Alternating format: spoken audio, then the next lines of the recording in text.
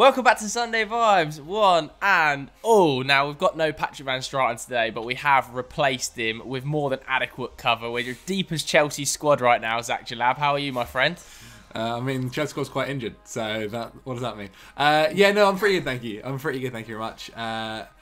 Good to be here, glad to be here. Thank you for having me. Hamster, how are you getting on? Wonderful, mate. I'm absolutely flying this morning. I got up at 6:30. I've already had a bath. Ooh. So what? In the morning? I'm on a roll. Yeah. That is creepy. What do you mean? I absolutely love a bath. And I love a fillet of fish as well. And I'm not ashamed of either one. Yeah, fillet of fish. God, let's quickly move on to the questions then, so you can all put your mind away from Chris Hamill bathing in dirty bathwater. On to @JSG's main question this week. And he says, biggest transfer flops of the season. Now, we were going to do the FD Awards, but Patrick Van Straten has already done that over on Extra Time, the podcast. Click the link in the description below to go and watch that. Okay, let's start with biggest transfer flops. Let's do of 2020 as a whole. Then it's a little bit more year-wide, isn't it? Jalab.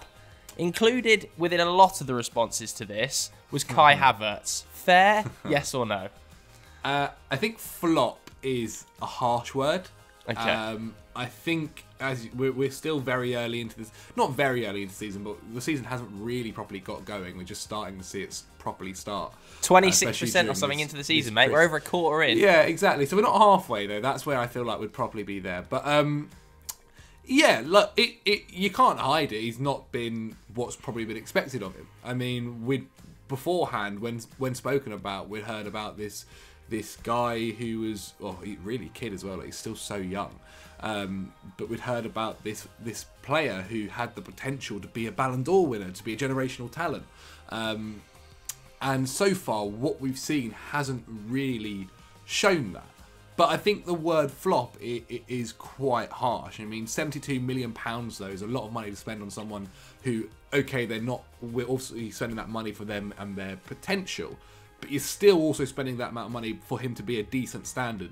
And so far, we haven't really seen that. In the same breath, though, I think it is also worth mentioning, he is super young, 21. I think he's actually younger than Mason Mount. He's moved to a different country at this young age. He's moved during a global pandemic. He's actually had the coronavirus, which has been said he had it quite badly too, and affects athletes quite a lot. And all of that, and we've not seen, obviously, the greatest of performances. And that's the thing that that hurts you. There have been glimpses at times. I mean, just before he got the virus, it looked like when we were playing this 4-3-3 formation that he was starting to get there. He was starting to get into his stride against Burnley. He looked really good, and then ever since, he's not looked to that level again. And maybe it's just because he needs a bit of time beforehand, but I'm not too sure. In the same breath as well, though, he's also been played out of position. Yes, he is versatile, and yes, he has played there for Leverkusen as well and succeeded there, but it's different. The Premier League is different. Right wing requires a lot more from you, personally, than I think it probably did in the Bundesliga, in the Premier League. And he's not been up to that standard. I think you saw, obviously, when he's played right wing compared to Ziyech, another summer signing, the complete difference. I mean, Chelsea right now without Ziyech look a completely different squad. And it's little things like not putting enough pace on your pass, or feeling like when you're in a defensive position, you're trying to take on the man rather than just either release the ball or boot it up there when we got a lot of pressure on us. So it's things like that where you think, oh, okay, that is a bit weird. But I'm also not in a hurry to be like, oh my God, what's this? Because I have seen glimpses of him being very talented and looking like, oh, there is potential here. And he is super, super young. I think we do sometimes, I guess it's the price tag, right? The price tag is so much that we all expect so much right now. And that's what we look at and kind of think, what are we doing? I understand, though. I understand the disappointment, because obviously we were expecting so much, and so much had been said beforehand, especially when it's at Leverkusen. And without a doubt, like, we know he is talented. We've seen it in the Bundesliga. We saw it in the Europa League last season, how he'd become the star boy for Leverkusen. And that's also a factor. For a few of the Chelsea players, maybe even Werner as well, last season and beforehand, they were kind of the focal point of their side. They were the focal point where everything kind of went through them, whether it was getting the goals or getting the assists. Whereas this year they've come into a Chelsea side which is star-studded, and you're not the star boy here. Everyone has to contribute. Everyone has to pitch in, and so you're not always getting the ball. You're not going to play in your favoured position all the time, and so maybe that's also affected it. But I think there's a few things. Like I'd be very interested, especially while there's rumours that Ziyech might be back along with Callum Hudson-Odoi.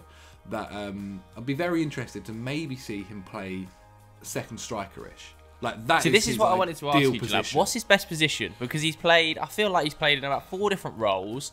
He's played as like a 10. He's played out wide. He's played almost as like a false 9. Like, what's his best position in this Chelsea team? Given that Mount is going to play nearly every minute of every game, effectively. I feel like Timo's currently out of position on that left wing. Yeah, it doesn't I would agree. Quite suit him, I don't think. I would agree. And it's almost like you want to play Timo and Tammy, or Timo and Giroud as a front 2. So where does Havertz fit? It feels a little bit like the Donny van de Beek situation at Manchester United. So I agree. I think Werner should be playing through the middle. The issue is Chelsea have had a few injuries recently. We went from having such a deep squad and having Callum Hudson-Odoi at times couldn't even get into the starting, not even the starting squad, the squad in general couldn't even make the subs bench, to not having a winger. I think the last game we played, Christian Pulisic was finally back. Beforehand we had basically no wingers, and so it's interesting. Like that's Lampard's job. That's where he has to kind of show his level here and find the formation that fits everyone. Personally, I'd be very interested to see him not necessarily at a 10, but a little bit in front of a 10, kind of a second striker. Because that's where I think he's been at his best for Leverkusen. Is behind that striker. Who that striker is, I'm not too sure. Personally, I think it should be Werner. I really like Giroud. I think Giroud is fantastic. But at times, there are games where he isn't made for. And recently, I actually don't think that's been the case. He scored 4 goals against Sevilla, so you can't blame him for starting. You can't not start a man after he scored 4 goals in the Champions League. But yeah, no, second striker for me is where it is. And again, like whether that's with Tammy, whether that is with Werner, I mean, you'd have to test and see. I mean, those two linked up really well for Germany the last time, or the time before, I think. They both got like an assist or a goal each for each other. And yeah, I think we kind of started to play this 4-3-3 formation and felt really comfortable with it. But then people just sussed out that, like, oh, if you sit back, they can't really do too much. And Chelsea, there's a bit of the same last season. We used to really struggle against teams that had a deep block, and honestly, last 2 games watching us just cross the ball inconsistently, felt like I was going to go insane. Like it's that theory of like insanity where doing something over and over again and expecting a different result but getting the same one. But it is an interesting one. The thing is, what I will say, like, it's just he is super young. Give him time. Like, especially during a global pandemic, right? No one's had a pre-season. He especially has not had a pre-season. All this kind of different stuff that hasn't helped him. I just think it's worth giving him time before we really start to judge him. Like even a year or so.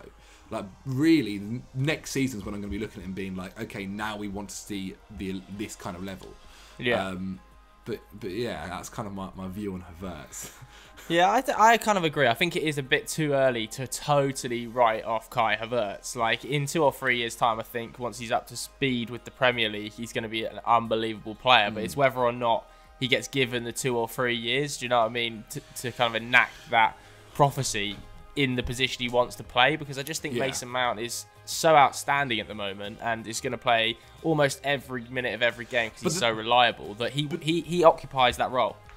I don't know, because Mount, I feel Mount plays wherever now. Like honestly, I think Mount's best position is centre mid. But he fills a role then, even if it's not that role, he fills a role, and it's a very similar role to the one you were going to want Kai Havertz in eventually, surely.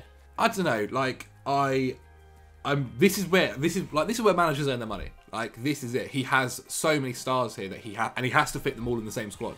Like, you can't have a £72 million man and bench him either. Like, people say, oh, he should be rated, like, he should be on the bench. You can't do that. Physically, it's not the right thing to do. And it's very much up to Lampard to kind of figure this out, and whether, you know, he comes up with some sort of genius formation that somehow has everyone involved and can do it. Like, Mount, I actually think now is really succeeding in a kind of deeper role. He isn't a 10. He is almost 8-ish. Yeah. Where he's up and down that pitch and able to kind of increase the tempo when needed. But can they play in the same team, Mount and Havertz? Do you think they can play in the same starting 11? Yes. Okay. I don't know what that for, because there was success in 4-3-3. There really was success in 4-3-3, and then we lost Ziyech, and it kind of really hindered our creative ability. So maybe there isn't success in 4-3-3, but I don't know what formation it is, just because I think we need to try it out. Maybe it's a kind of a 4-4-2, and that second striker isn't necessarily a striker, but a bit deeper, and that's where he plays. And you have Mount and Kante as a 2 possibly. Like, I'm not exactly too sure. Yeah, I personally don't think you can play Mount and Havertz in the same 11. I think it's a little bit Paul Pogba, Bruno Fernandes situation. I just think that they both want to occupy a very similar sort of space, and even though Mount, I agree with you, has successfully transitioned a little bit deeper this season, when you have them both in the same team, it leaves the one man who's not Mason Mount and Kai Havertz, if it's N'Golo Kante, extremely exposed. Yeah. I mean, like, that's the beauty of that we've had with Kante, is that, like, he is back to his best this season. Like, he is probably he's making up for a lot of, like, the defensive work that the others aren't doing, I guess. Yeah, Hamster, what are your thoughts on Havertz? Do you think he can play alongside Mount? Where do you think his best role is? I think we've been quite kind to him there. He's not really shown much in 11 performances that would suggest he's an automatic starter, which he has been throughout the Premier League season. I know Zach has sort of touched upon things off of the pitch, which we of course have to take into consideration. But if we go back to the start of the summer, I think most of us on Football Daily were a little bit perplexed that they'd spent £72 million on that position after bringing in the likes of Ziyech, right, and having Pulisic waiting in the wings.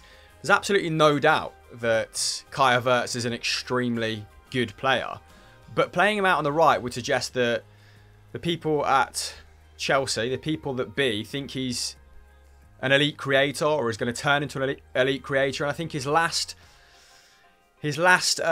great season in terms of an assist haul was in 17-18, where he got 8 in league play. Ever since then, in 18-19 and 19-20, he's become much more of a goal scorer, hasn't he? With 17 and 12 respectively. Yeah. And he's played in a 4-3-3. He's played on the right-hand side next to Volland, who is a great second striker, by the way. He's sort of someone that used to bring people into play, didn't mind dropping a little bit deeper and maybe having the wingers go beyond him. And Bailey was on the left.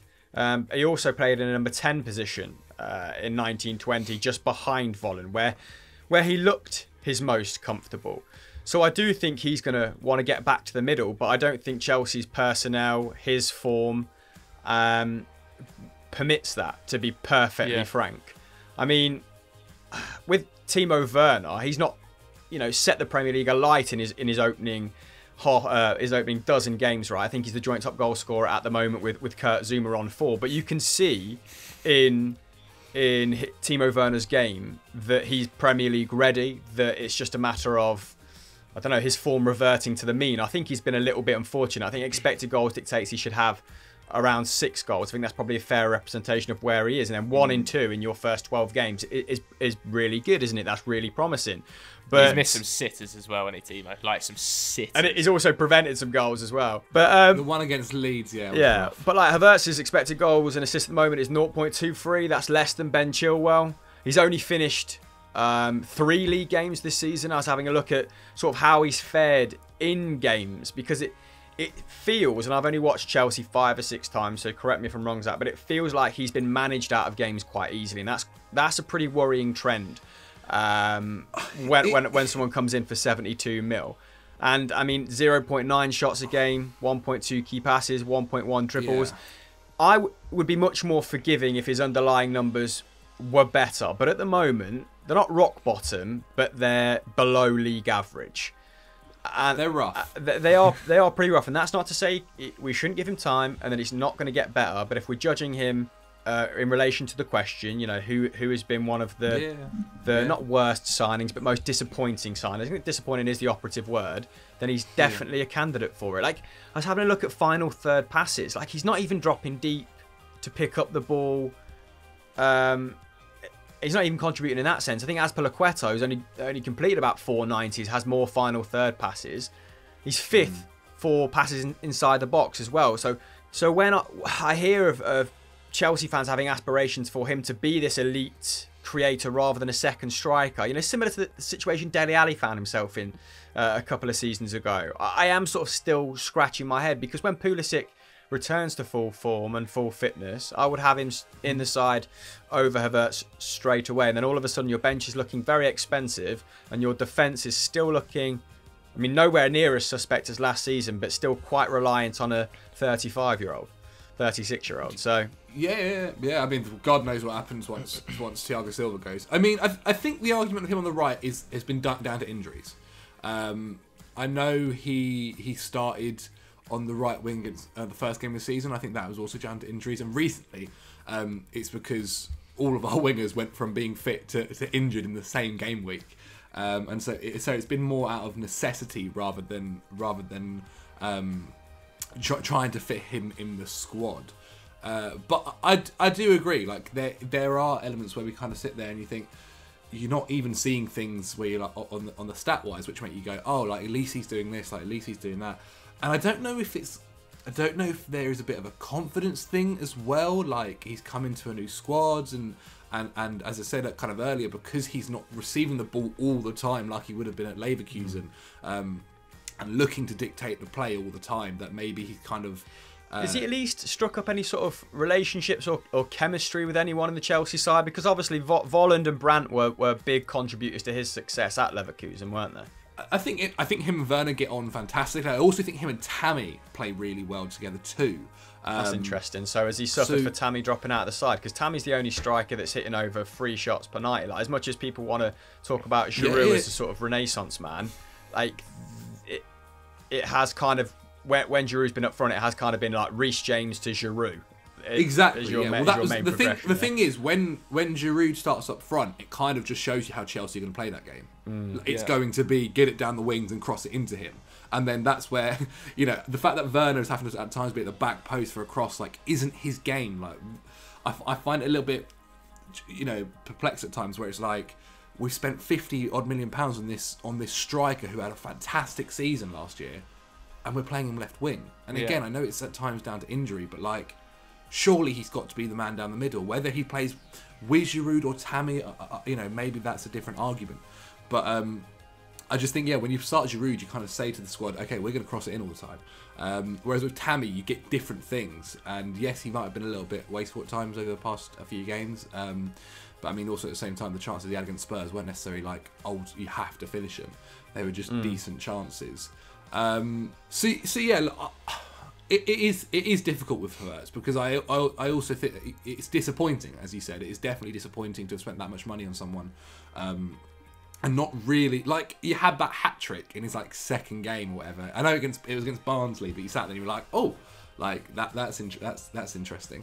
And that game he linked up so well with Tammy. Let's just hope as well it's not the curse of the 72 mil, because Pepe was 72 mil as well, wasn't it? Kepa was 72 mil. Like, the 72 mil is a worrying figure. I don't know about you, but for some reason, I actually don't think the price tag is as big of an issue this time. Like, I haven't really seen that it being spoke about as much. I don't know if that's the same for you guys. I think Havertz has had the beauty of kind of flying amongst a Chelsea team that have been doing pretty well for the last sort of 10 weeks, or at least like 8 weeks.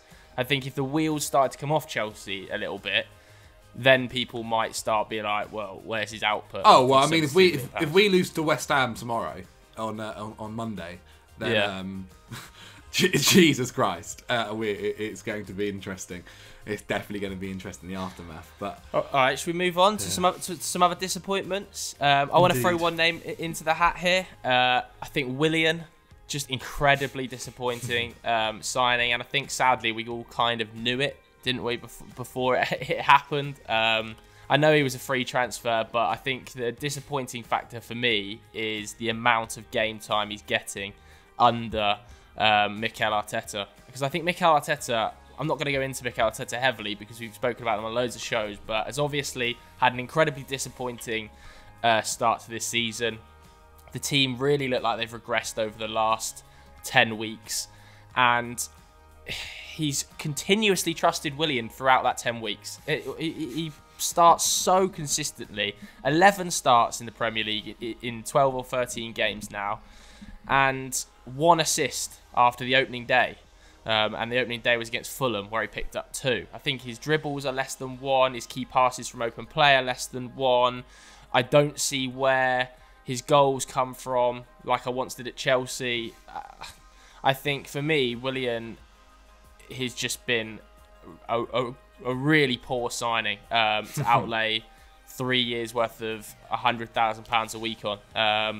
And I don't believe Arteta should still be playing him in that role. I think if you're Arteta and it's going this badly wrong, you cannot afford to put your trust in players like Willian, into players like Granit Xhaka, because they are going to be the guys that survive longer than you. If it's going wrong, I think you've got to mix it up. And right now, Willian somehow starts every game. And I know that I think Pepe started against Burnley as well, didn't he? Is that right? I think Pepe started. No, because he'd been sent off against Leeds. Yes, he was sent off against Leeds. You're totally right, actually. Willian definitely started against Burnley. But I mean, at some stage, do you just give Reiss Nelson a go? Do you know what I mean? Like, is it going to be any worse than what's currently happening, where you can't win a home match? Surely that's what Arsenal fans probably see, right? If obviously you're not getting anything out of this guy who obviously isn't showing anything out of Willian, then surely you sit there and go, we must give one of the youngsters a go. Like when Saka, I think there was a period at the beginning when Saka was getting out of the squad, and Willian was starting, and you think, we know what Willian's level is at the moment. He's barely putting in a 6 out of 10 performance for Arsenal, so why not start a player who has the potential to be the best player in the squad for us at times? I mean, Reiss Nelson in general hasn't really probably been given the amount of minutes he would have hoped for. But I'd be interested to see how many crosses he's attempting a game, Willian, because that might be what does it for Arteta. Like he's adamant on this kind of crossing philosophy, and you know, maybe Willian is that guy. I feel like I remember reading a stat where he wasn't that successful with many of his crosses. But it was telling, wasn't it, when he left Chelsea, Willian, that I don't think many Chelsea fans were that arsed he'd gone to Arsenal, who some would have considered a direct rival. Do you know what I mean? And Willian had been a very good club servant to us, like, for years, but like he was getting to that point now where a move to Arsenal, like he wanted to stay in London. Like the thing is, if Arsenal didn't come after him, he would probably still be at Chelsea, had signed a much cheaper deal and for less years. For some odd reason, Arsenal gave him 3 years and £100,000 a week, which is something which Chelsea refused to do. I think we were trying to give him a year max. I think we in the end increased it to 2. And then Arsenal came in and yeah, like he on his day he can be like against Spurs last season at Spurs' ground. He can be fantastic. He can win you games. But that day comes twice a season, and that's not enough for a guy that starts over 30 games at times in the league. Yeah, I do think some of Arteta's transfer business was slightly strange this summer. You know, bring the deal to sign Cedric Suarez on a permanent felt a weird one, didn't it? Pablo Mari, that one felt a weird one. Willian kind of felt a weird one. I don't know. Like Arteta is obviously in a bit of deep water at the moment, and I feel quite sorry for him. But these sort of moves don't help him, and then I don't think playing Willian from the start every game helps him either. Hamster, what are your thoughts on Willian? Would you have him down as a disappointment? I think he's on closer to 200. I think I heard you say 100k a week. Really? I thought he was on 100. I thought he was on 100 earlier in the show. It might be 120. There's a 2 in there plus somewhere. Bonuses maybe as well. So yeah, it's not going well for him. I've not got too much to add other than what you boys have said, and of course we want to avoid talking, you know, the trap of talking about Arteta at length for another show, don't we? As well as Ollie, because we have dedicated 2 Sunday Vibes to that in the last 2 weeks. So I actually wanted to talk a little bit. I mean, you mentioned the word depth there, Joe. I wanted to talk a little bit about Sheffield United, because they are... Don't do it, mate, because they play Man United tonight and they don't won a game, which means they definitely beat Manchester United tonight. Well, fingers crossed, man. Now you've got, fingers crossed. Now you've got that caveat in there. I'm free to say what I want. It doesn't matter a thing to me, does it? If Chris Wilder does it tonight, I'll what pay will his happen salary is for a this will year. come out on Sunday, and I'll bet you any money they won 2-1. Aaron Ramsdale had an absolute worldie, and Ryan Brewster scored. I mean, you're clearly looking at the script, because I was going through the Premier League's transfer business this summer, and to be fair, there wasn't, barring Havertz, any huge mishaps. So you start to go to clubs that, you know, are either sort of middling clubs or a little bit further down the table that had to take calculated risks, and a few of them haven't come off for those clubs, and now it's kind of egg on face territory. I mean, it's easy to criticise Sheffield United. Now they're on 1 point, right, after 12 match weeks, only the 4th team in English top flight history to be in such a position after 12 match weeks, and the fact that expected points thinks they deserve 9 more points, but that still puts them 3rd bottom, is very, very, you know, haunting for Blades fans. I don't really see how they get out of this position at current. And I liked a little bit of their business. I like Lowe, I like Bogle for a combined £8 million from Derby. I thought they were 2 very smart signings, very good in terms of bang for buck.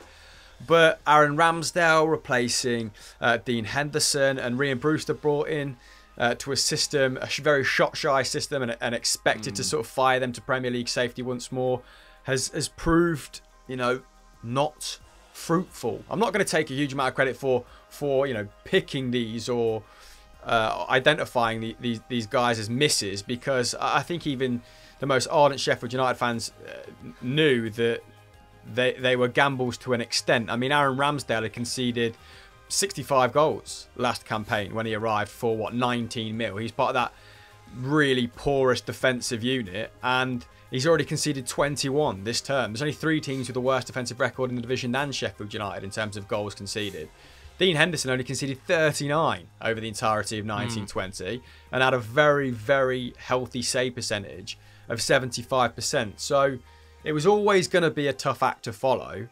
And Ramsdale wasn't, his pedigree wasn't assured, but they felt like he was, I guess, the next best thing to re-signing Dean Henderson on another loan, which would have been preferable, right? I mean, Ramsdale, I don't think he's been as bad as people have made out this season. A save percentage of 68%, but it is worse than other struggling goalkeepers like Darlow, Areola. Having a look at Nick Pope's numbers, for example, although it's above Matt Ryan's abysmal 45% save percentage. Burnt Leno. I know, and to be fair to him, Ramsdale, Sheffield United have been poor this season. He's facing 5.5 shots on target per game. That's 1.9 more than Henderson was up against last season. And at the other end of the pitch, you know, they're not exactly helping the defensive unit out, are they? Ryan Brewster signed for 23 mil. That's 4 mil more than Southampton paid for Danny Ings.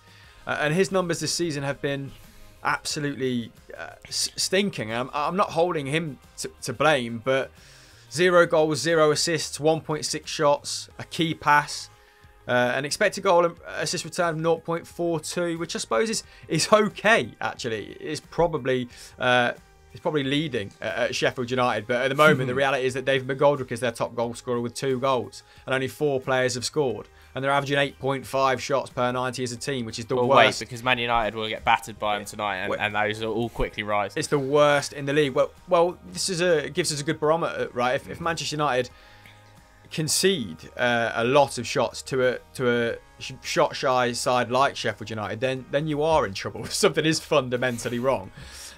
Because it's not been unprecedented, this level of performance. They're averaging under 10 shots again last term, but made up for it on the defensive end. So I think they're starting to look like real blunders, aren't they? For a combined 43, 44 mil, it doesn't make for great reading. he's not a bad player. This is what I was saying at the start of the season. He's not a bad player for £23 million. But I don't think he's proven anything. But was he a good... Like, I don't understand how he could move for that much, having not proven anything. Did he represent good value for money for Sheffield United for 23 million? Is what we've said consistently, right? Could they have spent that money better elsewhere in the squad? Yes. Could they have brought in a better player than Brewster with better potential? That's a much more difficult question.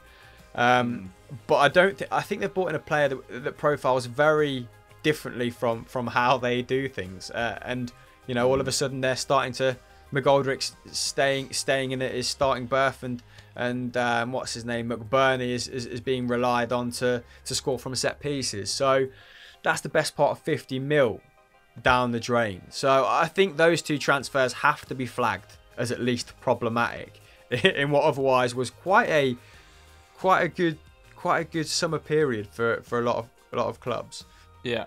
All right. Should we move on to some more questions? Or do you want to do any more disappointments? Any late shouts for other names here? I mean, having watched, I don't know about you, Jella, but having watched Wolves versus Aston Villa, I think Bertrand Traore definitely deserves a shout for this. He is the club's fifth most expensive signing of all time, by the by.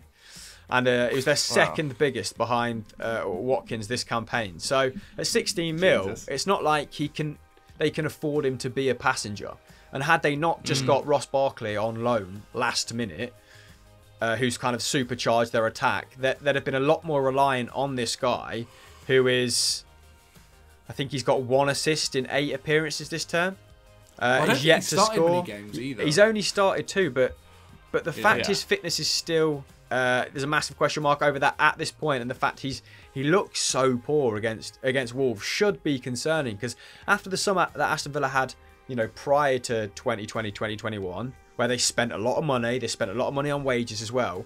They needed to be a bit more frugal, and they needed to be a bit more creative with their targets. And fortunately, like I said, Ross Barkley has come good, but paying 16 mil for a guy who was on 70k a week at Lyon and whose form had plummeted year on year after that kind of stellar 17-18 campaign, again, not great business. And they fired their director of football, didn't they? I don't know if he went after or before this deal, but that was supposed to signal like a change of methods at Aston Villa. And I just think that's another big miss for a club in the bottom half of the table. Of course, Aston Villa not in the bottom half at current, but you'd expect them to finish there. They did have some huge hits this summer as well. Yeah, like Emi Martinez big is a hit, banger. Barkley big hit, Matty Cash has been Watkins, a superb signing. Martinez. Yeah, I'd say they've probably had 4 big hits to the 1 miss. Yeah, so but then you look probably at excuse the 2020 summer. You know, Samatta, Vesely, who was 22 mil. Hasn't Samatta already left them? Yeah. But I think those were signed under the previous director of football. Yeah, but that's what I'm saying. They've made the same mistake again, I guess, with Bertrand Traore. But you know, who's to say that he can't he's still only 25. Who's to say that he can't improve? But that to me, I identified that as quite a poor bit of business. But they have made up for it in other areas. You're right. All right, let's flip this question on its head then, because Swagato came in. He said, who has been the best player of 2020? Now, again, the podcast channel covered the best players and gave out awards for that. So let's do maybe the best signing of 2020, because there's only one name. Okay. There's only one name for this, really, isn't there? There's no other that even comes close to Bruno Fernandes, is there? Yeah, it's insane. I mean, he's so far clear of the rest in terms of output in 2020. Should we take him out of it to make it more interesting? Let's take him out of it. Because he does win this hands down. Like, he's not... He literally he flipped a couple I would say he's not been the best player of 2020. That's still been Lewandowski, but he's been the best signing of 2020. Yeah, best signing for the Premier League. So let's take him out. Other shouts in there then. I think Højbjerg has been superb this season. Yeah. Really do think he's kind of changed that whole midfield dynamic. Replacing Winks in there with Højbjerg has been hugely successful for Jose Mourinho. And I think he wasn't even 15 mil. You know, it was 15 million pounds. But then didn't Southampton pay 12 for Kyle Walker-Peters or something like that? And it was like 3 million differential between the two. So I think that is, without doubt, one of the most stunning bits of business this summer window. Going back to January, Daniel Podence has been a big pickup for Wolves. But yeah, I would stick with Højbjerg this summer. I think he's actually propelled Tottenham to become potential title contenders. Well, he adds that thing that Jose wanted, right? Like I said to Sonny yesterday when they were playing Liverpool that he pulled down the player and got a yellow card, tactical foul. And I just said like Harry Winks would never do that. Harry Winks would never do that. And just for 3 million, let alone 50. Like, even if it was just flat out 15 million. Underrated on the ball. Like there was a moment last night against Liverpool where I think he was getting pressed by Henderson and Firmino and kind of turned both of them and then threaded a lovely ball through to Son. So I think he's underrated on the ball as well as being the battler Jose wanted. So for like sub 20 million, it's just absolute bargains for me. I think that's been a fantastic signing. Hamster? I think there's quite a few candidates around that price point. Like I said, clubs have generally got smarter and are getting more bang for buck. Fofana was a big gamble at 31.5. Admittedly, I don't think Brendan Rodgers anticipated him coming good this soon, right? But what an upgrade on Ryan Bennett from last season. I think, of course, Leicester lost to Everton at home. They've been fairly poor at home. I think they've only lost 4 times this season. But he's been a big part of Fofana's adjustment, his adaptation has been a big part of Leicester being able to compete at the top of the table, because without him and Sionchu, their back 4-5 all of a sudden looks very sort of mid-table, doesn't it? I think Højbjerg's a good shout. Martinez, we've already mentioned. Eberechi Eze for 16 mil at Crystal Palace. Yeah, let's put a little bit of respect on his name, because not only has he come good really quickly on, is it the left wing he's playing? He's also enabled Wilfried Zaha to just be further up the pitch, because there is someone else who can progress the ball. There is someone else who can get the ball to Zaha 18, 20 yards out, and then he can do his thing, because Zaha's still a very good dribbler, isn't he? No one wants to touch Zaha inside the box. I think his career progression is going to be really interesting, Zaha, over the next 2 or 3 years. Eberechi Eze is going to enable him to be more of a penalty box poacher than a roaming winger, than a creative wide man. Wilson at Newcastle, 20 mil. Like, I think they would be bottom without him. They are absolutely horrendous to watch. And I'm going to round it off with Souček at West Ham, just because I love the big ogre. Lethal in the air. Safal's been good too. I think he's been really good as well. So hats off to whoever's pulled in those 2 names from the West Ham recruitment department. Yeah, I think Gabriel, to be fair, David Arsenal, Moyes, mate. 23 mil is not bad. Who would you say, Jella? I think we've covered them. I mean, we also mentioned them as well, but Barkley, Martinez, even Watkins. Those 3 have been absolutely fantastic signings for Aston Villa. Yeah. And without them, God knows, it would just all been on Jack Grealish again. Like, even though, yes, it's still very much kind of the Jack Grealish show, like, it's allowed him to have people we can play it with, people who are going to be at the end to finish it, instead of, as you said, having Vesely or Sonata at the other end who kind of miss their chances. They've got these lethal finishers and other creators, which have allowed him, Jack Grealish, to kind of go to that next level. No. Yeah. But they've been class. Thiago Silva, free. He's fixed up a leaky defence. Mendy, you know what? Mendy. Like, I expected an average keeper, and he actually performed better than I thought he would. He's also very good with the ball at his feet as well, which I did not realise. Apart from when he cut Dominic Calvert-Lewin in half. You can't win them all. Let's move on then to a quick fire. This one from Psychalic. He says, should Pedro Neto be considered one of the league's best young players? I put this in for you. How old is he? I think you should answer. I'm on the Pedro Neto bandwagon, mate. I hope somebody has the clip of me in Sunday Vibes before the season started saying that the player to watch this year was Pedro Neto, because he is different level. Wolves have an absolute gem on their hands. To think Pedro Neto is still 20 is ridiculous. The output is frightening. Get him to Old Trafford, because he plays off both wings. He can sit on the right. Oh my God, I'm actually in love with Pedro Neto. I think it's 1 season maximum before he moves to a Champions League, a top Champions League club as well, because he's quickly outgrowing Wolves, in my opinion. He's just sensational on the ball. I love him. Yeah. Him and Podence against Chelsea was stupid. They were ridiculous. Yeah. Though he's a dive and a heart. He dives like there's no tomorrow. I don't care, mate. I'm a God. massive Pedro Neto fan. He can do whatever he wants in my eyes, because he's just a sensation. Yeah, I think he has a higher ceiling than Podence. I really like the pair of them. But they're nice. Yeah, I'm not sure Podence can. Yeah, can he's kick the 5 ball. years younger than Podence as well. Like in 5 years, Pedro Neto will have progressed beyond for sure. Daniel Podence, in my opinion. Like I think where Pedro Neto has a massive advantage in this Wolves team is that like there's actually some very solid wingers to learn your craft off there. Yeah.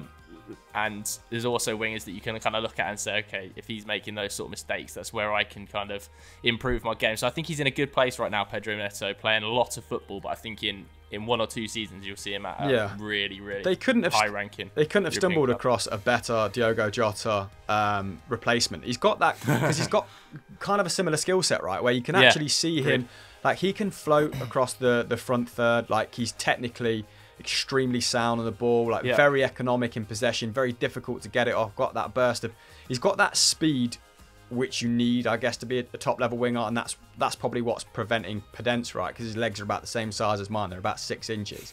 Rat Podence, he's an absolute rat. Oh, that's so harsh, mate. Oh, he's a rat and a half. He's class. I love him. He looks like he's been squashed. I've got a lot of time for how chody the bloke is.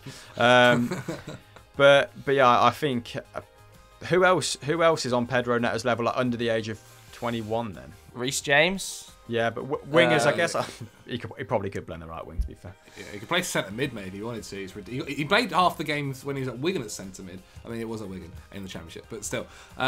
Mason Greenwood, I think is probably at that level in the Premier League. Yeah, if we're thinking league wide, then like regardless of position, Curtis Jones as well. Curtis Jones, Phil Foden for sure. Phil Foden, yeah. He is part of that elite crop of youngsters, though, isn't he? For sure. Oh yeah, definitely. Right, let's move on to a personal question. And this was sent in by MUFCFT. He says, top 3 Christmas films. Woof. Ooh, Jalab, I knew you'd have an Die answer. Hard. Go on then, Zach. Not in 1, 2, 3, just random. I don't know what in order, but Elf, really like Elf. The Polar Express is an absolute My girlfriend banger. loves that, mate. That's such a weird shout. Polar Express is a banger and a half. And what is my third?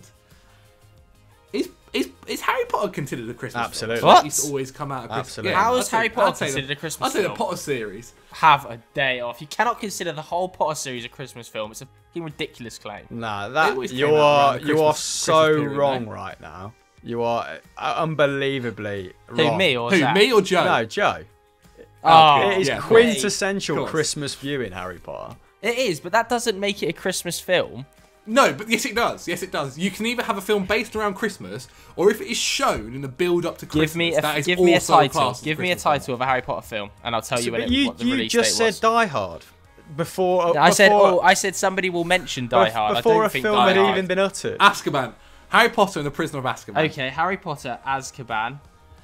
So you're claiming this is to be a Christmas film? Plenty of snow. No, Plenty of released- snow in Harry released. Potter. That's all. That's Yeah. all. we Released need. Yeah. 31st of May 2004. Sure, no, Couldn't be more of a summer flick. I understand that, but what I mean is, it is now viewed all the time during Christmas. When you watch that film, it's Christmas. I'm in time. full agreement. The canon of Harry Potter films are viewed as a unit, as a whole, as a Christmas experience. That's why, Sky puts them a Harry Potter box set every Christmas, makes it available like December 1st religiously.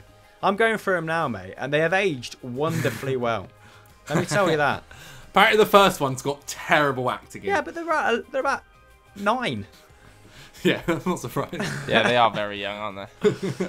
Oh man. Well, Home Alone Night to Home Alone Evil. absolutely Oh, has yeah, to be Home number Alone, one, yeah. isn't it? Home For Alone, me, yeah. Home Yeah, of Alone is course. just like an unbeatable Christmas film. I think Elf is probably up there as well. It's not too bad. I don't know about a third. I'm trying to think. Maybe the Griswolds, National Lampoons. I think I'd ever probably seen have that them. as third. I know about the National Lampoon series, but I can't say I can totally recall it. Are we missing worth a out watch. any classics? I'm not like we're massively missing a into few like bangers. specifically Christmas films. No, I think Jalab nailed it, to be frank. Let's wrap it up. Let's wrap it up there because we've been talking for like 45 plus minutes. Anyway, if you haven't already, hit the link in the description below and go and listen to that Awards of 2020. Hamster, anything to plug? Yes, we have created a new show called Cheap versus Expensive Footballers. So if you've not watched that yet, I would appreciate your feedback on it. It would have come out, 3 days ago? So jump on board. Yes, go watch that. Zachary, plug in. Snapchat. If you guys have Snapchat downloaded, if you don't download Snapchat, go to the Explore page and type in Football Daily. We bring you stories on there every single day. Yes, thanks very much for watching, guys. See you later.